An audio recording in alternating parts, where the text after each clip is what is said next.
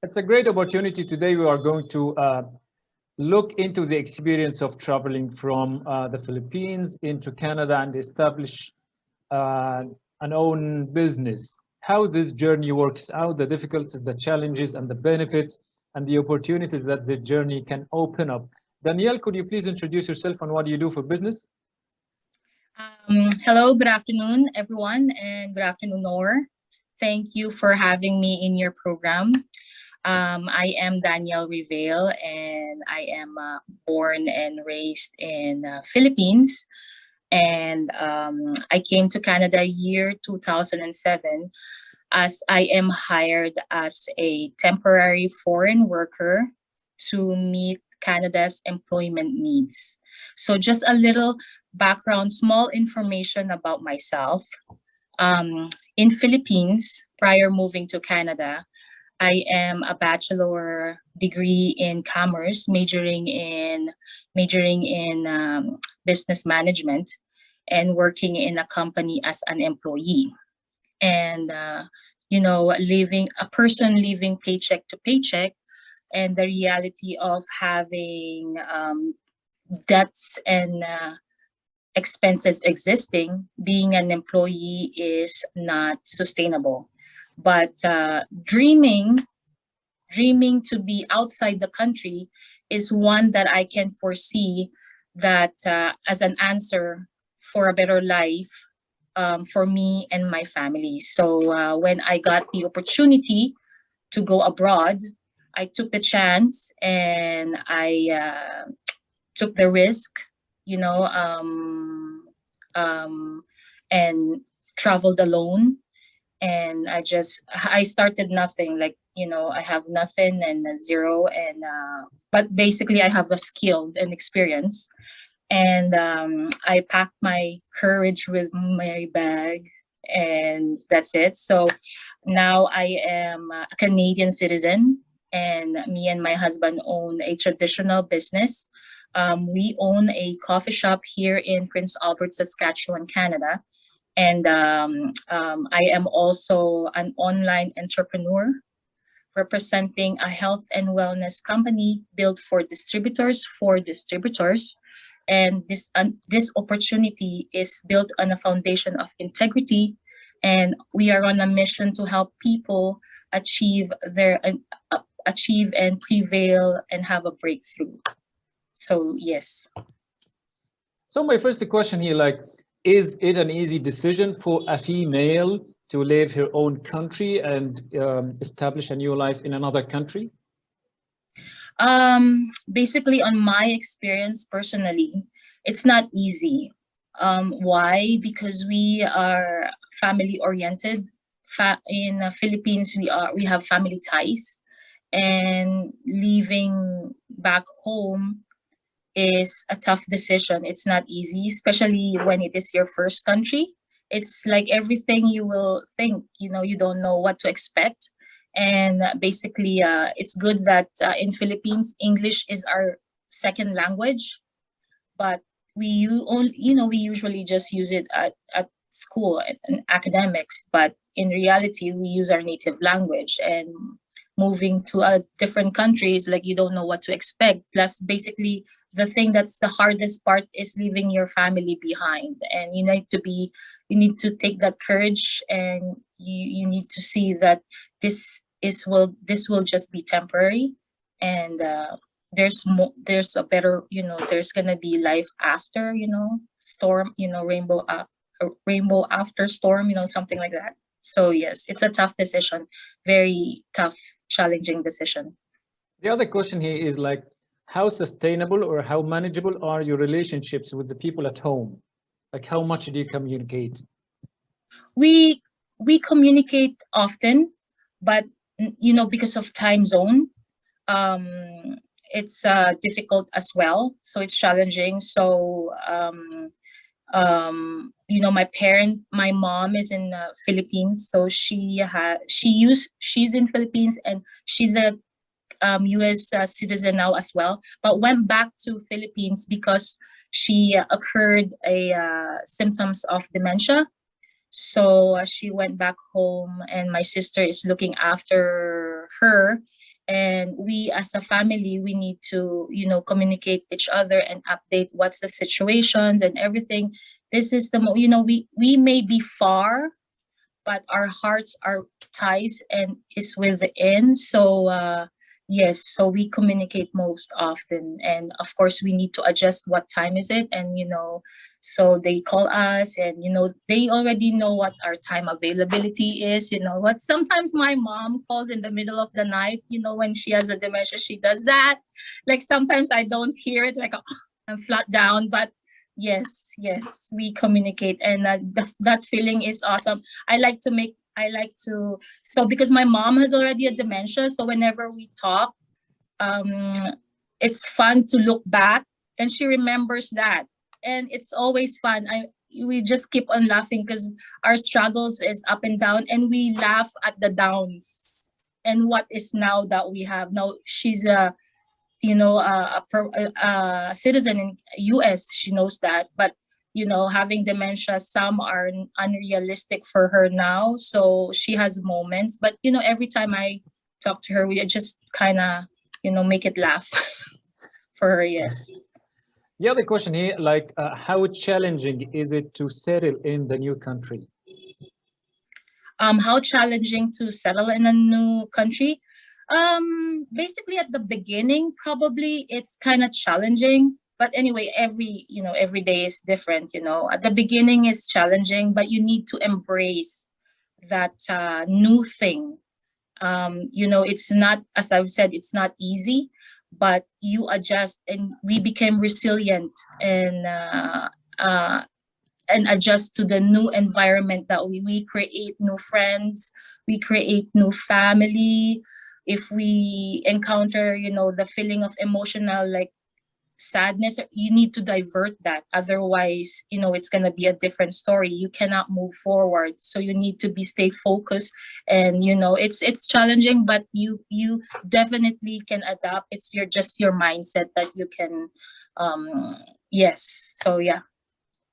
Okay, before starting your own business, like how important was your experience in the business field to be able to manage a business on your own, especially that you are a female entrepreneur, if I may say so? So, when I started the business, actually, when I ventured into entrepreneurship, I actually didn't thought about being an entrepreneur. But my calling, I guess, is leading me to that path. It's like the leadership is already in me, so that is leading in my path. So from the beginning, when I was in Philippines, I always get promoted easily. So going into the venture, so I have this an influential person. When the opportunity came in being an entrepreneur and stepping up as an employee, I was an employee during the time. As I've said, I am a temporary foreign worker. And when the opportunity came, and she knows that I can do it, and she believes in me, so that actually sank in my mind that I can do it. So that actually is my moving forward. So as a female, being an entrepreneur, that it's a balance. It's a balance. You need to balance yourself with the family and being an entrepreneur. And as I've noticed that being an entrepreneur, women and men, they have their different characteristics in a business industry. So a woman excel as well as same as the men. Our generation is different now than before. So women now has they're multitasking. Like seriously, they're multitasking. Everything is just, at the end of the day, they already know what to do the next day and the next week. And once it's just like, once the plan has been changed, they'll recoup, something like that. So women empowerment, they have the strength as well, and multitasking and everything. So they actually excel as well in business industry, and yes, so that's what I think. Yes. So, like, how strong should you keep your mindset? How determined should you be throughout the journey? Very strong, like very, very strong, because of course you will have a downside as well. You will have a breakdown, not just with the business but all around in your environment. You will experience that. So when you get tired, you rest. It's important to take a rest and have a nature walk, something like that. And because mindset is real. Every day you need to have a mindset, so every day start your day fresh. I believe in attraction. I believe in law attraction. So once you started your day good one, you end the day a good one. If in between you encounter something, just it's a glitch. You can stay focused, balance it. Otherwise, once you get affected with the situation, so mindset is really, really important. So in any aspects of life, mindset is important. When you're venturing into a new business, when you have a traditional business, when you need to flip your negativity to positivity, so you can move forward. And you magnet things. So especially when I am in an online entrepreneur, actually having a traditional business makes my self development grow already. So I'm already a positive person. When I went into venturing an online entrepreneurship, it's make it more bigger. It's overwhelming, but I've learned and grow. And it's tiring and exhausting, but you learn and grow. So just keep on moving. When you get tired, you rest. But quitting is not an option. Never quit. Don't dip something and then I don't like this. So just move forward. And it's a long-term journey. It's like you're working as an employee, but the advantage is you're working for yourself, for your self investment, than working for someone else. That's one of the person that I've mentioned earlier, the influential. I actually kept that in my mind, that it's better for you to work hard for yourself and to grow than working harder for someone else. So even I'm tired, I know it benefits me and my family, because there's nothing as easy. So just move forward and mindset. So I help my moods. Like I listen while preparing, I listen to music. I do before the start. I start my day very early, 4 in the morning. I need to do a run, enable for my brain to wake up, because I need to start the cafe and the day. It's not a 4 hours job. You know, it's a long term goal. But you have that passion, and this is not for this is for you and your family, and you need to have a bigger why, and you need to have a balance as well. Otherwise, you will burn yourself, and that's the reality. You will burn yourself. Throughout the journey, like, how much learning did you do? And is learning itself so important to build such a business or to build one's journey?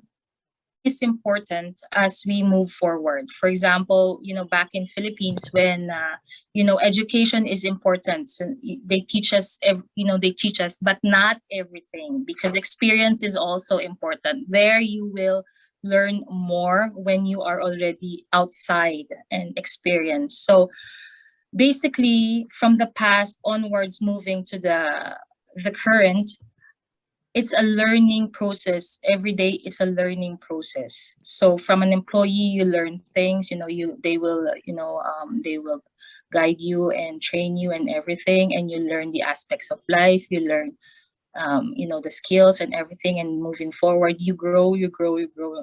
Even I am already owning a business, I am still learning and growing. And going to an online entrepreneurship as well, I am also learning and growing. So that is actually a part of yourself, because you cannot be stagnant. So once you've learned the skills, actually you incorporate more So that's the way how you grow, and you have your self-development, your decision making.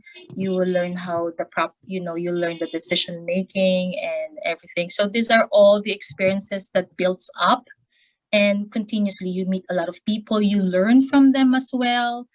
Meet a lot of business people as well, average people, and everything is a learning. It's just an amazing journey. It has been more than amazing talking to you, Danielle, today. Thank you so much for your time indeed. Thank you so much again, Nour, for having me, and it's a pleasure, and have a wonderful afternoon to everyone.